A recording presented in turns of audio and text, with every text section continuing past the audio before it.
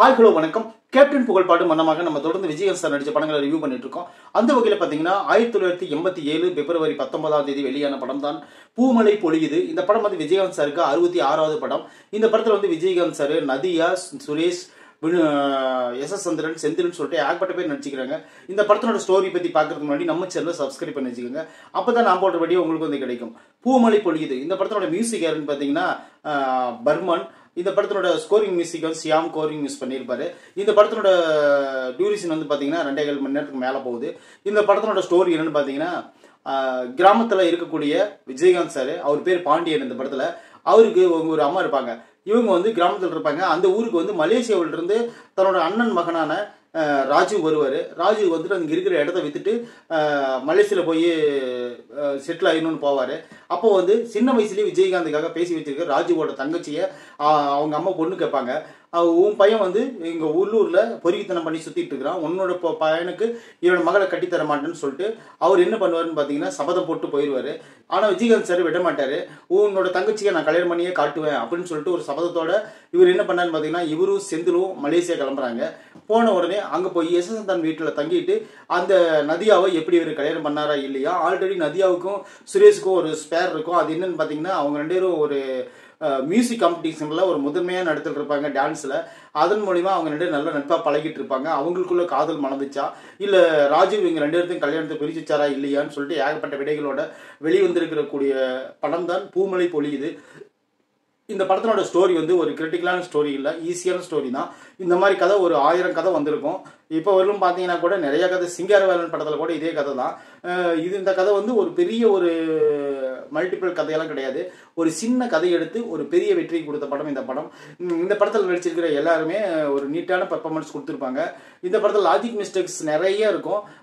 விஜய் இந்த படத்துக்கு வந்து சண்டை பயிற்சியே தேவையில்லை தான். ஆனால் இருந்தாலும் 2-3 சண்டை கொடுத்துருப்பாங்க.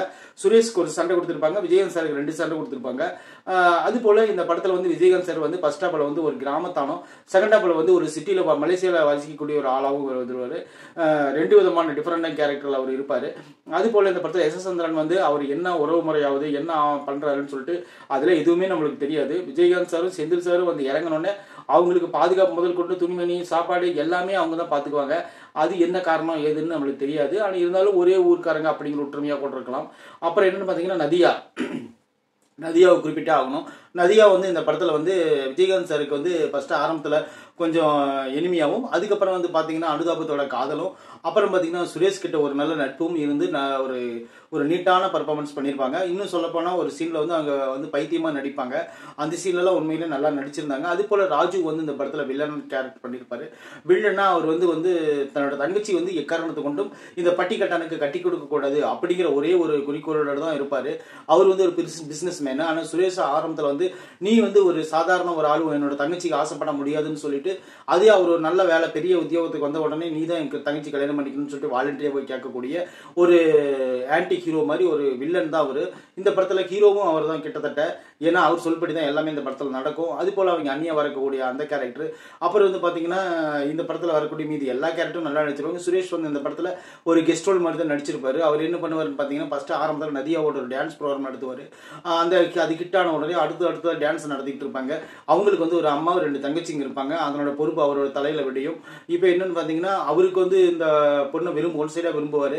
அது வந்து நதியா வந்து அது வந்து ஒரு நட்பாக தான் எடுத்துக்குவாங்க. அவங்க உண்மையிலே விரும்ப மாட்டாங்க. இதெல்லாம் ஒரு மொத்த கலவையாக சேர்ந்து வெளியான படம் தான் இந்த பூமலை பொழியுது. இதில் வந்து ஒரு நல்ல ஒரு பாட்டு இருக்குது. என்ன பாட்டுன்னு பார்த்தீங்கன்னா நதியா நதியா நைல் நதியா அப்படிங்கிற பாடல் இந்த படத்தில் தான் இருக்குது.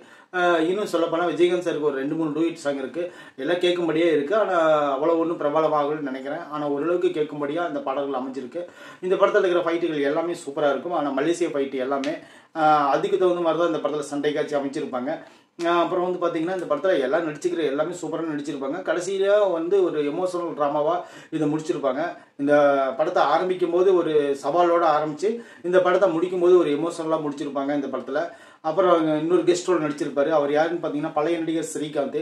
அவர் தான் இந்த படத்தில் வந்து ஒரு டாக்டரை வந்து பைத்தியம் தெளிவிக்கிறதுக்காக நதியாவுக்காக கொஞ்சம் சப்போர்ட்டிங் கேரக்டர் நடிச்சிருப்பாரு. அவரோட நடிப்பும் நீட்டாக இருந்துச்சு. இந்த படத்தில் நடிச்சுக்கிற எல்லாருமே நல்லா நடிச்சிருந்தாங்க. படமும் ஒரு அளவுக்கு நல்லா ஓடி விஜயகாந்த் சாருக்கு நல்ல பேர் வாங்கி கொடுத்த படங்களில் பூமலை பொழியுது ஒரு படம். ஆனால் இருந்தாலும் இது ஒரு ஆவரேஜ் கிட்ட தான், பயங்கரமான கிட்டெல்லாம் கிடையாது. இந்த படத்தில் வந்து பெரிய சாகச சீன்கள்லாம் நிறையா இருக்கும். இந்த படத்தை பார்க்கணும் அப்படின்னு நினைக்கிறோம். கண்டிப்பாக நான் போய் பாருங்கள். உங்களுக்கு ஒரு என்டர்டைன்மெண்ட்டாக இருக்கும். ஒரு குடும்ப படத்தை பார்க்கறதுக்கு உண்டான எல்லா விஷயமும் இந்த படத்தில் இருக்குது. நம்ம சேனலை சப்ஸ்கிரைப் பண்ணி வச்சுக்கோங்க. நான் போடுற வீடியோ உங்களுக்கு வந்து கிடைக்கும். தேங்க்யூ.